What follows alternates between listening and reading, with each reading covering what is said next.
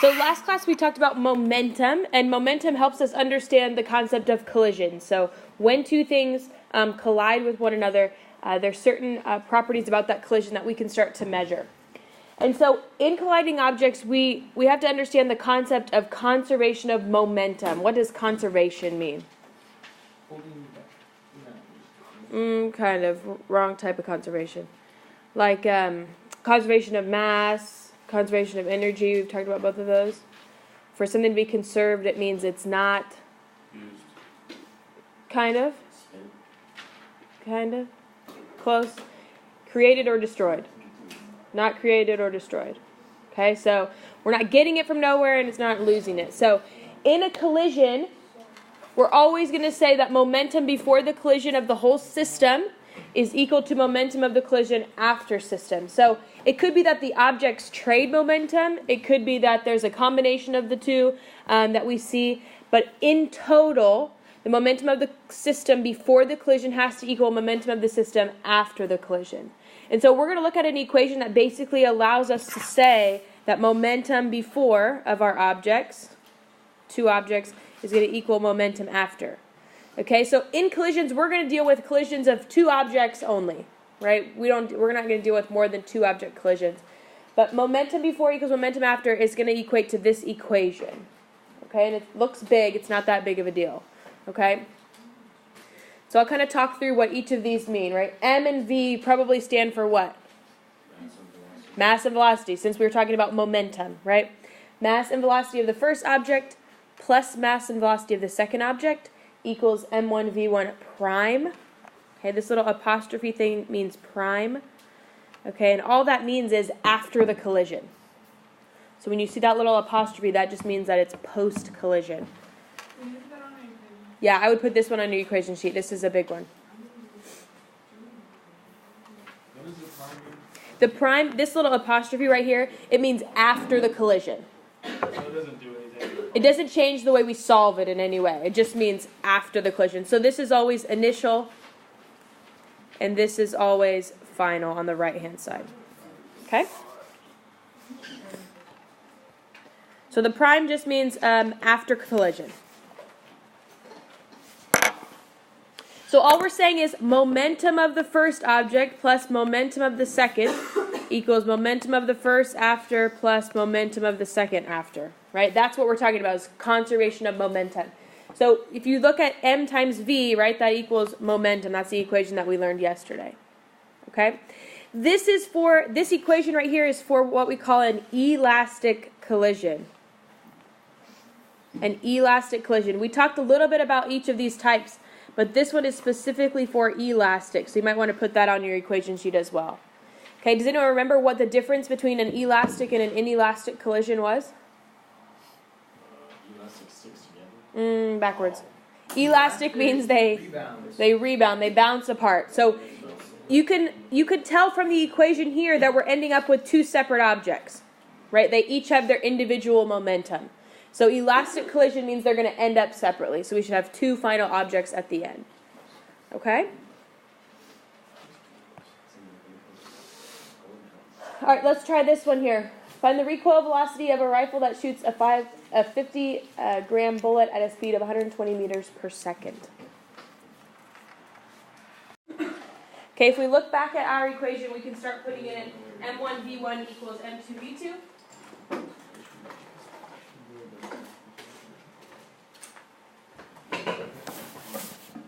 Okay, so that means 5 times 0 plus 0.05 times 0 equals 5 times V1 prime, which is what we're solving for, plus 0.05 times 120. Right, because we said this is M1, this is M2. They're at rest, which means V1 is 0 and V2 is 0. And this is V2 prime. Okay, does that make sense where those numbers came from in our equation? Okay, so what we're saying is it starts out with 0 momentum, right? But as soon as that bullet is fired, now we've got momentum going in both directions. So our positive momentum plus our negative momentum should still equal 0, right? Because the total amount of momentum in our system should be conserved. So this would be 0 equals 5v1 prime plus 0.05 times 120, which is what, 6? Okay? So algebraically, I'm going to subtract that 6 over. So negative 6 equals 5v1 prime, and I get v1 prime equal to negative 1.2 meters per second.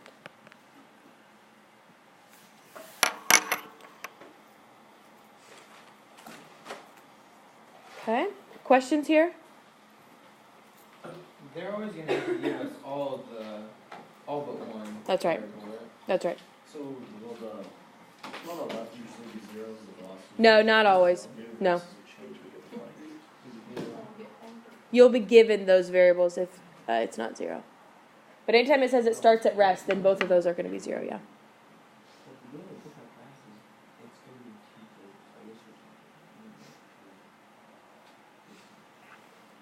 Okay?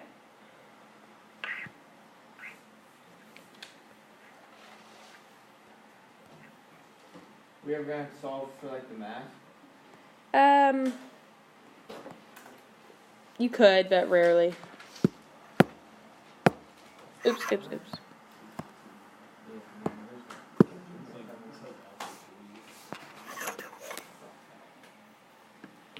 All right, two pool balls of equal mass collide. The first is moving at a speed of 3.1 meters per second, and the second was at rest. The collision was perfectly elastic, which that's something that we're going to talk about here. That's an important part of it. And the first ball comes to rest. What's the velocity of the second ball? Okay, so again, you have to take some time to pick out what variables you need and start making a list, because we're going to eventually get quite a few variables for these equations. Okay.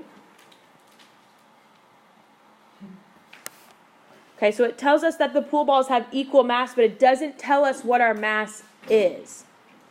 Right? So we're just going to, you could make it a 1, you could make it a 10, you can make it whatever you want, or you can just leave it as an m. It doesn't matter. Okay? Your masses will eventually cancel if they're the equal mass. Okay, so you can leave it as an m, you can make it a 1, whatever you choose to do. Okay?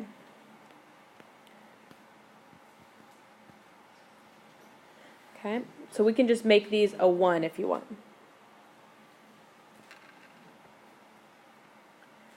Okay, velocity of the first object before the collision is what? 3.1. And V2 before the collision is 0. Okay. It says the first ball came to rest, which means V1 prime is equal to 0, and V2 prime is what we're solving for. Okay, and so this is going to show us something that will help us understand more perfectly elastic collisions, but I want to do the math with it first. Okay, so if I start plugging into my elastic collision equation, that would mean 1 times 3.1 plus 1 times 0, right? M1 times V1, M2 times V2 equals M times V1 prime plus M times V2 prime.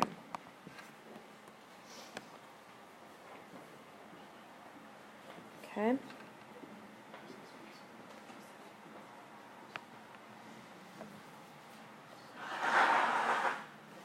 Right, so this is 0, this is 0.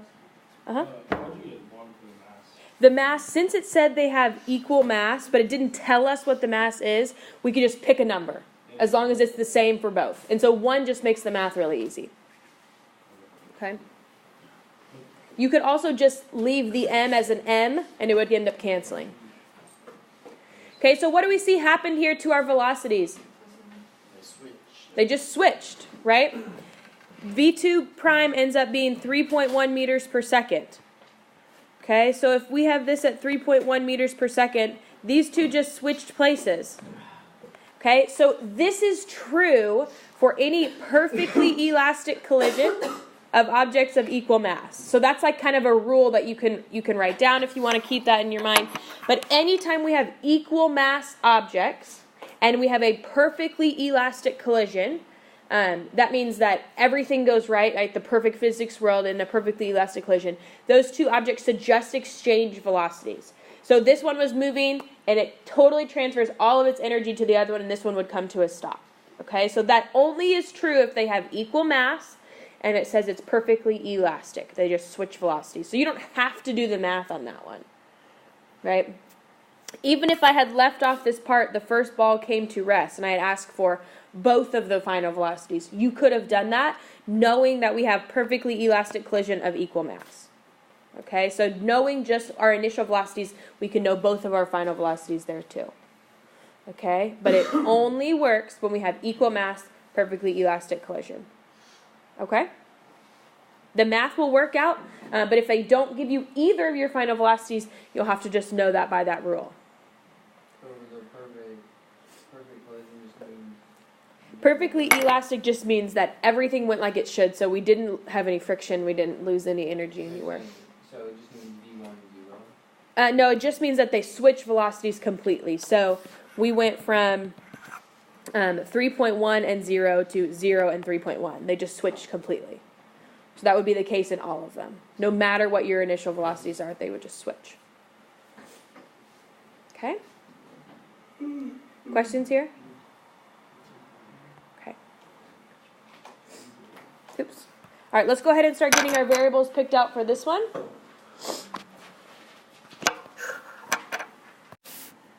So a bat is swung. It has a velocity of 16.2. The ball then enters and leaves in opposite directions.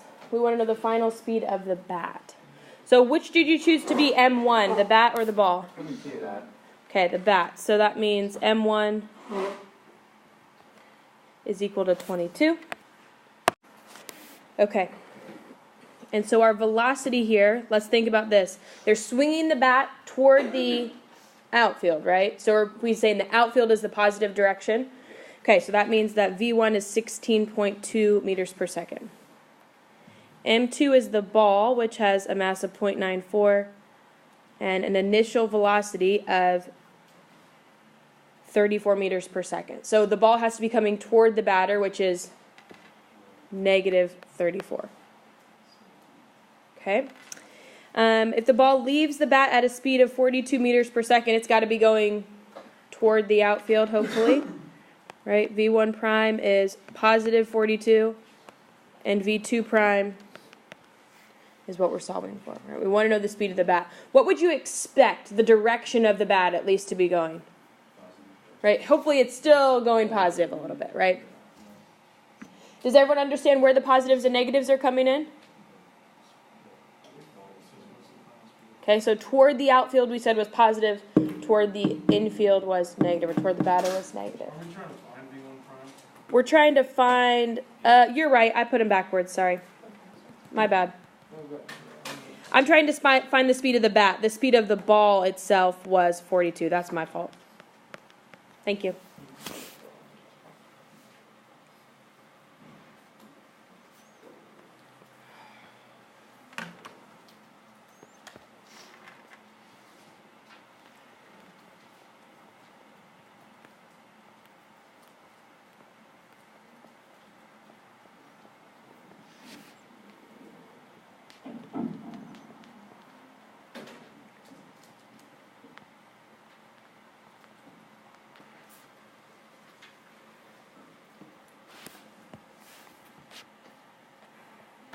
Okay, do we see where all those numbers are going in okay?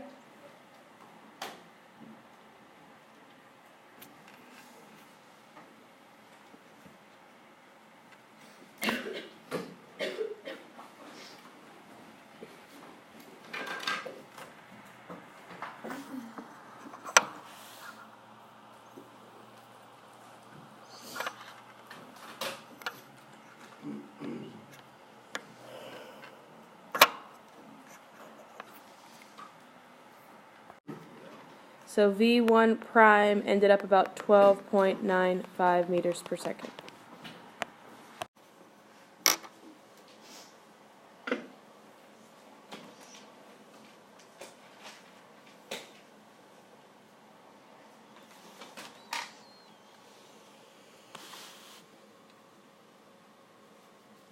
Okay, so on your equation sheet, make sure you make a differentiation between the elastic collision equation and inelastic. Inelastic, they're going to stick together, so we have one mass here at the end, which is why we added their masses together.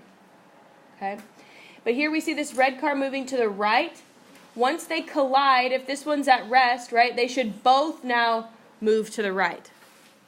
Okay, and that's what we'll see in our next question. Okay, does everyone have that equation ready? Okay. Okay, so if the red train car had a mass of 30,000 and it was moving 24 meters per second east, and the blue train had a mass of 20,000 kilograms, what's the velocity of the cars after the collision? We can just choose which one's going to be M1 and which one's going to be M2. Right, so this would probably be M1 is 30,000. M2 is probably 20,000. Again, it doesn't matter which object you choose to be first and second as long as you're consistent with your velocities. Okay, so that means V1 is equal to 24 meters per second.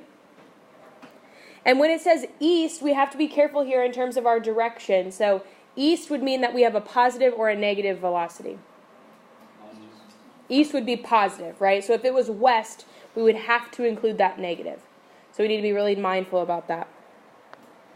Our second object was initially at rest. That means V2 is 0. Okay, after the collision, we don't have individual velocities, right? There's just one velocity after the collision. So we're just solving for V prime. Okay, because together they will move with one single velocity. So we just solve for V prime. Okay.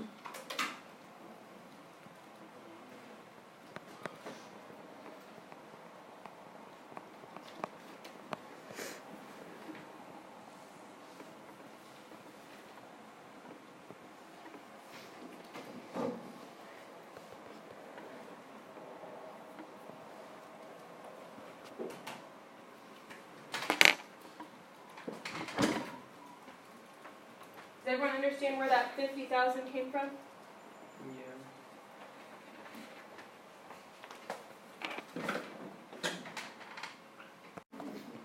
14.4 meters per second. Okay? So the only difference in the math here is that in inelastic collisions we only have one final velocity, so we have to add those masses together and then give ourselves one final velocity. Okay?